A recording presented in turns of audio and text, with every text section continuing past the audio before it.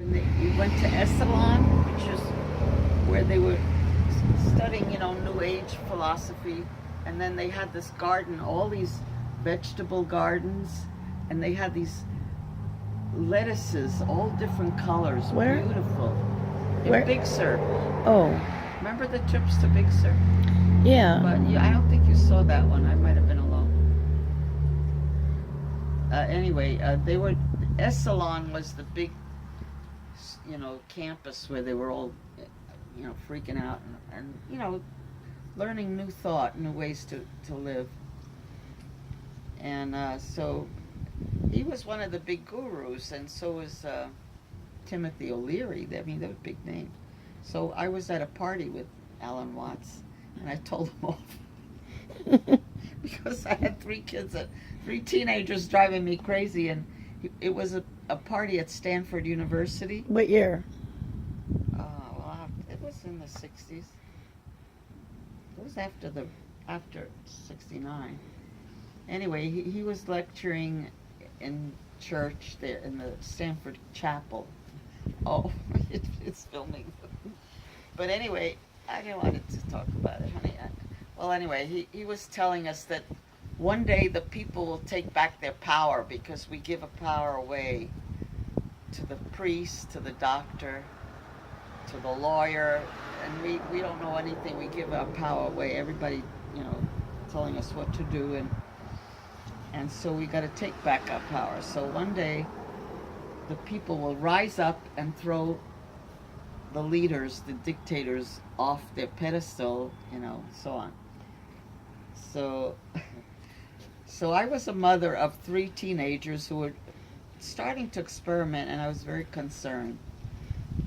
They were smoking pot, on the sly, and Marina was dropping acid as a teenager, and I was really worried about her. Anyway, I went to this party, and here all these young students lying on the ground smoking pot and all this, and I'm sitting there. He and I were the oldest ones in the group, and of course there was the professor of the house. His house was in the redwoods there on a big ravine, and so here's Alan Watts leaning against there, and down there was what do you call that, a cavern down there. What do you call it, what we did yesterday? Canyon? There was a canyon In Big down Sur. where you look down on all these trees, mesquite trees, what do you call it? I forget. Anyway, the redwoods, and you look down. Anyway, he's leaning against this redwood fence on this balcony, and all the kids were there listening, like with their mouths open, because he's the big guru. Overlooking the ocean at Nepenthe? Was it Nepenthe? It was on the Stanford campus, Oh. with the faculty housing. Oh, okay. So the other professor invited Alan Watts, and I had seen him in San Jose State. He lived in Sausalito in a houseboat. Anyway, so I had seen him before. I had seen him lecture, and I'd read some of his writings. And I used to listen to the radio because he had tapes from Berkeley and a whole library. Now his son is taking charge of his estate, and he's still available online. So anyway, I said, I watched these kids, and I was watching Alan Watts, and he wasn't saying one word about the dangers of LSD or anything like that. He was just, smiling like a Buddha and nodding his head, and, everything's rosy and everything's nice. And I was getting very irritated because I know the trouble I was having at home trying to keep my girls safe from all the stuff that was threatening me and threatening their lives, I thought. Anyway, so I said, Mr. Watts, you better be careful, because one day the people will get their power back. They'll take their power back and overthrow their leaders. And Mr. Watts, it's a long way down there. He said, when the people do that. And so he looked at me and he smiled his Buddha smile. He looked at me up and down because I was pretty sexy, you know, and he had an eye for nice women. In fact, I had lost a little bit of respect because when I met him a couple of years before, he introduced his wife.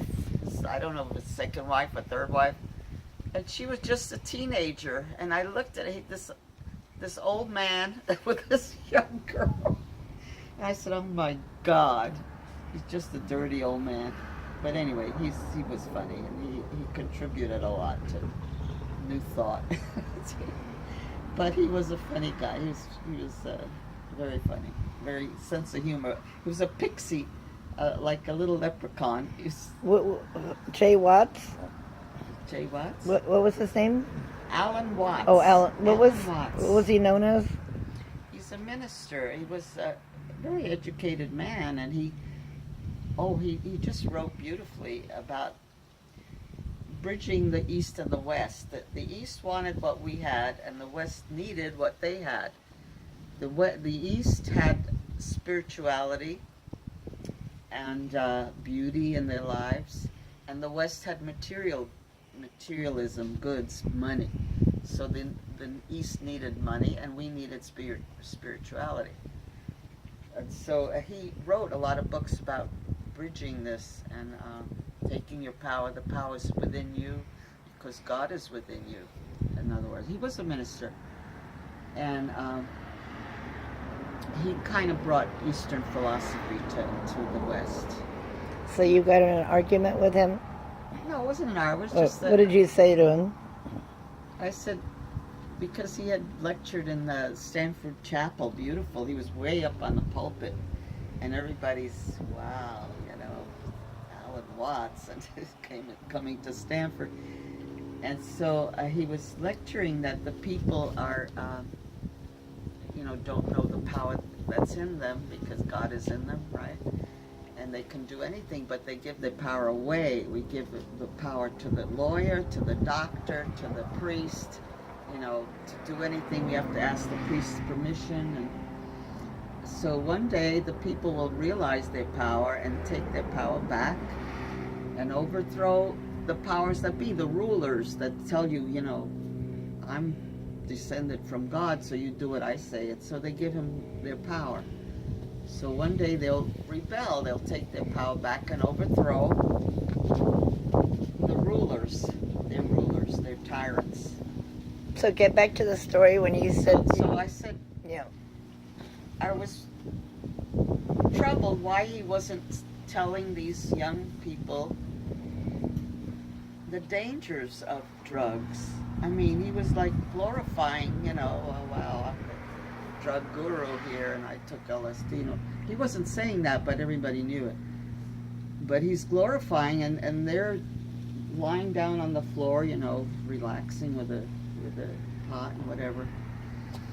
And so I felt I was, looking at them and thinking of my own children in this trap of drugs. So I didn't want them to get into that, but that the tide was too much. I mean, the drug culture was growing. But anyway, so I said, Mr. Watts, someday I just gave him back what he told us at the lecture, that one day the people will realize their power and they'll take their power back and they'll overthrow their leaders, their prophets. And I said, Mr. Watts, it's a long way down there. So he looked at me and he smiled he studied me and he smiled this Buddha smile. And I felt good. I said, there. So there. That's great. But as I said, he was married to a very young girl, this dirty old man that I thought, look at him. Without, sin vergüenza, without shame. He's just a man after all. He's not a god. He's a man.